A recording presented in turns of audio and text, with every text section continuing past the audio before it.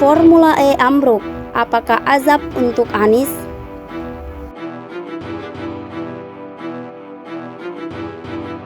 Sepandai-pandainya bangkai disimpan, bau busuknya akan kecium juga. Pepatah itu sepertinya pas banget ya diberikan ke kasus Formula E di Jakarta. Ini adalah kesempatan di mana dunia menyaksikan Jakarta, menyaksikan Indonesia. Kita ingin menjadi tuan rumah yang baik.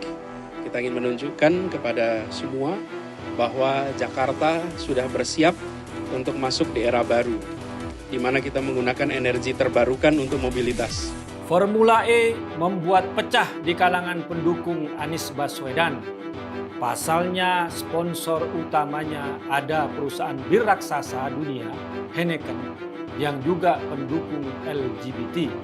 Selain itu, ada juga perusahaan champagne dan wine.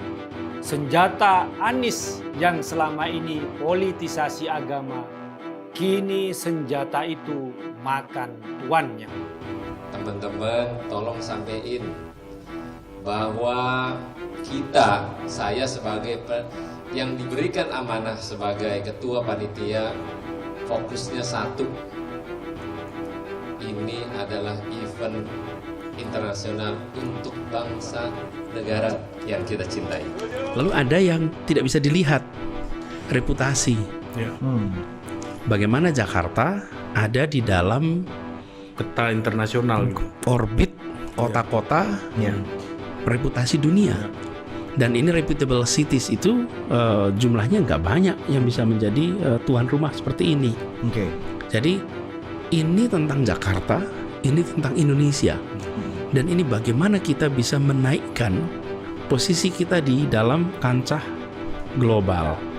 Formula E kini diributkan di kalangan pendukung Anies karena ada perusahaan bir raksasa dunia, Heineken, yang berbasis di Belanda, dan perusahaan champagne dan wine, Moët & Chandon, yang berbasis di Prancis yang menjadi sponsor.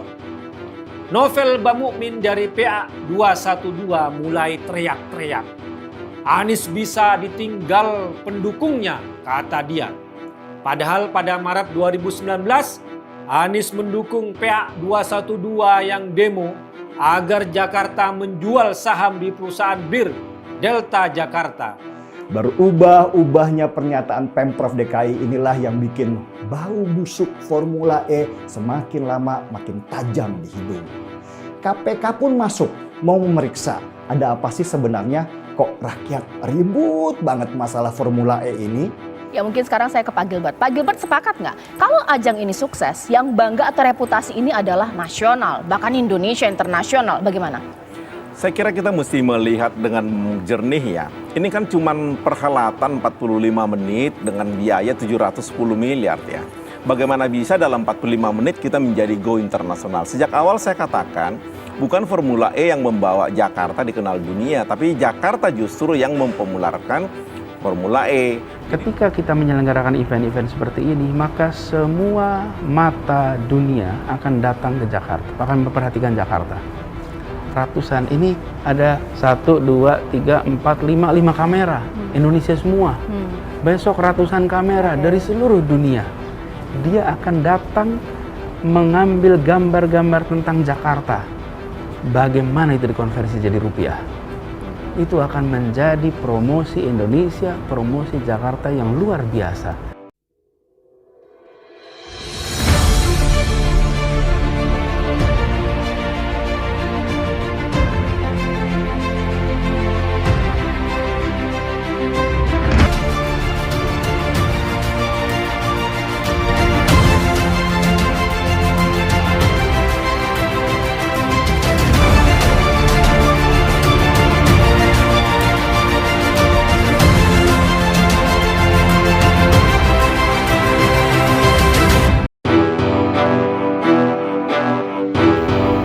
Salah satu tenda tribun di Jakarta International Epic Circuit, Ancol, Jakarta Utara, terlihat masih ambruk pada Minggu sore 29 Mei 2022. Berdasarkan pengamatan langsung di lokasi gelaran Formula E itu, terdapat 3 tiang penopang salah satu tenda rigging di tribun dalam kondisi masih rusak, meski ajang balap itu akan digelar 5 hari lagi. Tenda tribun yang rusak terletak di sebelah utara dekat Mall ABC Ancol. Bagian atapnya yang putih terlihat roboh mengikuti tiang. Di bagian belakangnya ada alat berat dengan 2 tiang hitam menjulang tampak tidak bekerja. Sekitar beberapa baris ke kanan dari tenda ringging yang roboh, tribun tampak tidak memiliki tenda, hanya kursi berwarna-warni saja yang ada. Namun meski saat ini tidak sedang diperbaiki, banyak pekerja lokal dan internasional yang hilir mudik di area itu. Ada yang mengendarai mobil pengangkut barang, ada juga beberapa pekerja yang memberikan instruksi kepada pekerja lain, atau hanya sekedar berteduh dan beristirahat menunggu. Beberapa merek sponsor Formula E juga sudah dipasangi di beberapa sudut. Ada perusahaan jasa pengiriman logistik asal Jerman, DHL dan Julius Baer, perusahaan yang bergerak di bidang keuangan asal Swiss. Panitia sebut atap tribun ambruk akibat badai. Sebelumnya ambruknya tenda kursi penonton itu diunggah oleh warganet di akun Facebooknya. Dia mengunggah beberapa foto grandstand Formula E yang hancur. Bagian kerangkanya rusak dan penutup putih tak lagi membentuk segitiga panjang.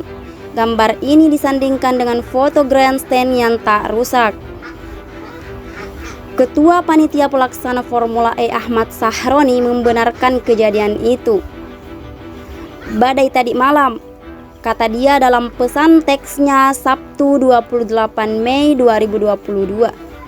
Menurut Sahroni, pekerja tengah merapikan kembali grandstand dengan membangun kerangkanya.